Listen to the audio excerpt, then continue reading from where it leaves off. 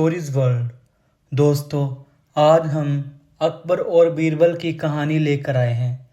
एक दिन बादशाह सलामत महल के हरम में बैठकर अपनी बेगम के साथ प्यार भरी बातें कर रहे थे।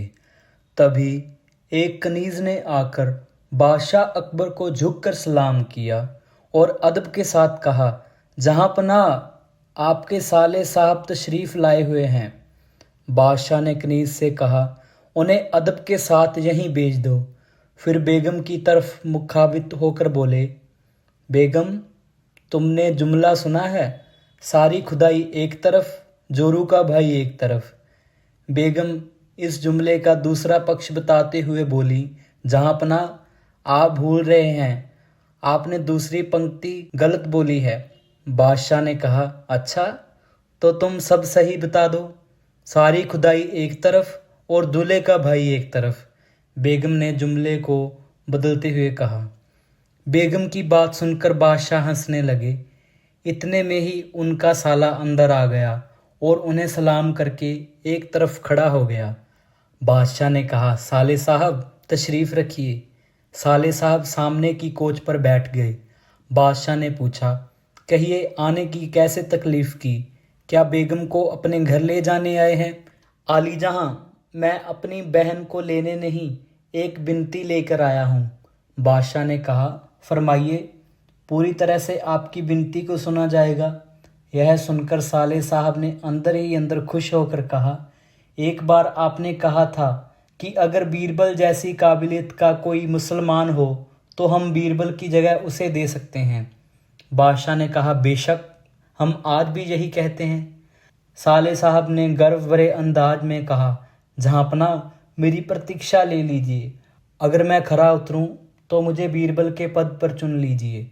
बादशाह अपने साले की बात सुनकर थोड़ा हंसे, फिर बेगम की तरफ देखते हुए बोले, साले साहब, अगर आप परीक्षा में खरे उतरे तो हम यह विश्वास दिलाते हैं कि आपको दीवान का पद दे देंगे। उसी समय बादशाह ने कुछ विचार करते हुए अपनी कनीज़ को कोयले की डली लाने का हुक्म दिया। वह कनीज़ कोयले की डली को एक बहुत ही सुंदर रकाबी में रखकर बादशाह के सामने उपस्थित हुई।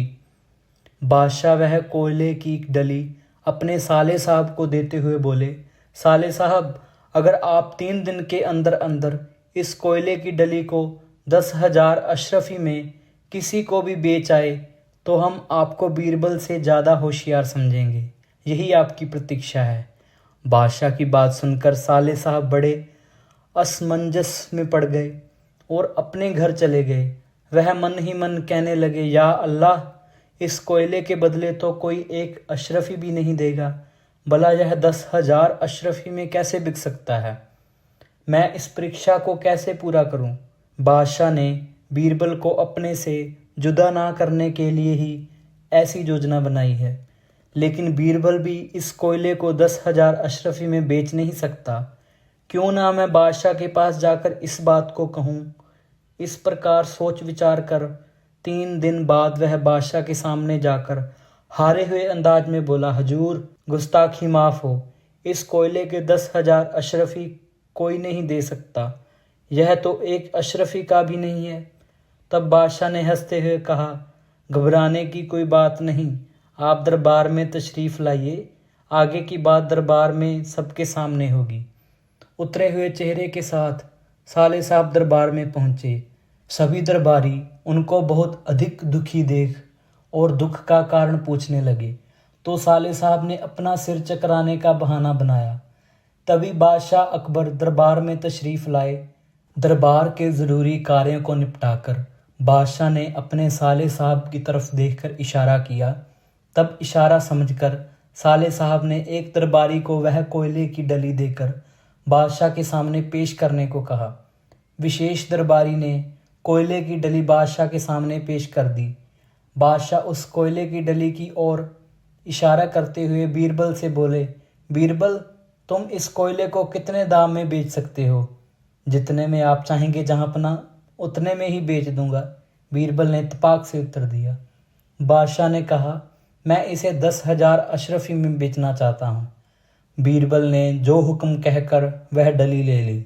बादशाह ने फिर कहा, बीरबल, आपको यह सबूत भी लाना होगा कि आपने कौन सी जगह और किस आदमी को यह बेचा। बीरबल ने यह भी मंजूर कर लिया और अपने स्थान पर बैठ गए। दरबार से लौटकर बीरबल ने एक दर्जी को मखमल का ढीला कुर्ता पजामा और टोपी सिलने का आदेश दिया। एक नौकर से कोयले की डली को काफ़ी बारीक पिसवाया। कोयले के चूर्ण को एक खूबसूरत जवाहरात की डिब्बी में रखा। उसके बाद उस डिब्बी को एक सोने की डिब्बी के अंदर रखा।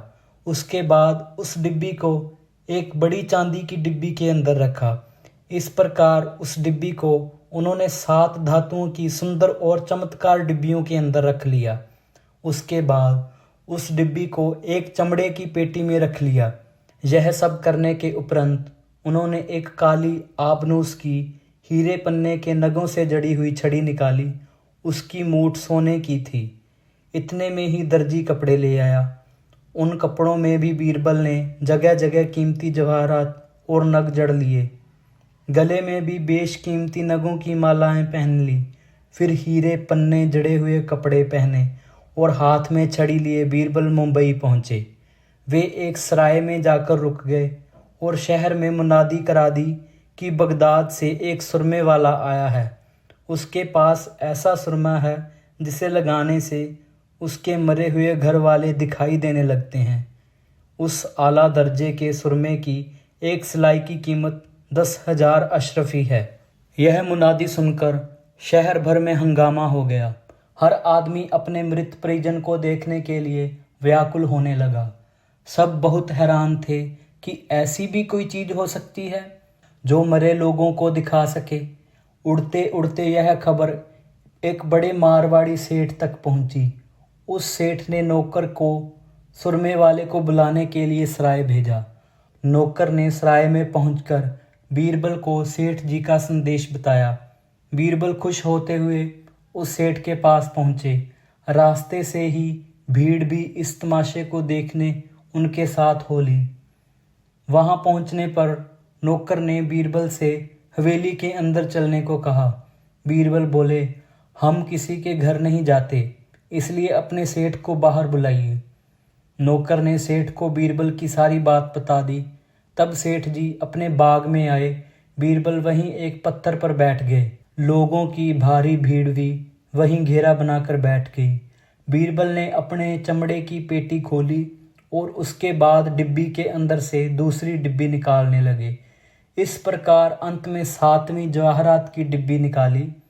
सेठ जी तथा सब लोग बीरबल की कीमती लिबास, मालाएं तथा नग देखकर पहले से ही प्रभावित हो गए थे।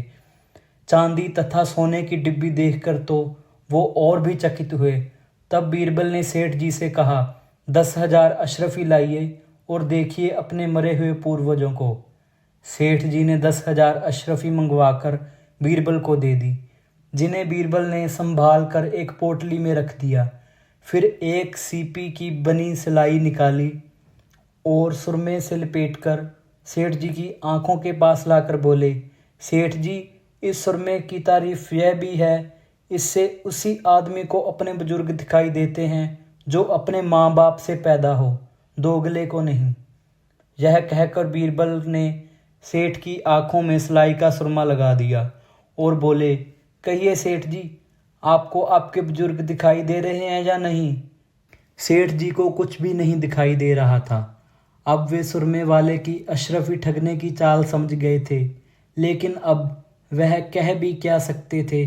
उन्होंने सोचा, अगर नहीं कहता हूँ तो इतनी बड़ी भीड़ और नौकर चाकरों के सामने दोगला साबित हो जाऊंगा।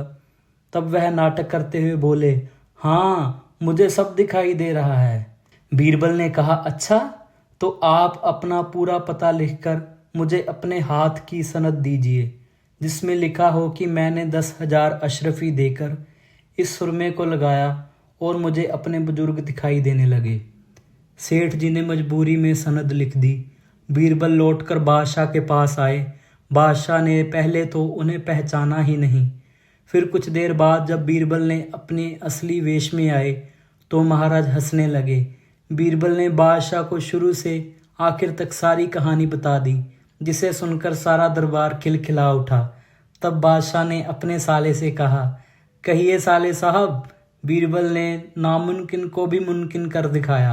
अब फैसला तुम्हारे हाथ में है कि तुम अधिक बुद्धिमान हो या बीरबल। यह सुनकर साले साहब का सिर झुक गया। दोस्तों, इस कहानी से हमें ये शिक्षा मिलती है, बुद्धिमानी से कठिन काम भी सरलता से किया जा सकता है। अगर आपको यह वीडियो अच्छी लगी हो तो वीडियो को लाइक, कमेंट एंड चैनल को सब्सक्राइब करें।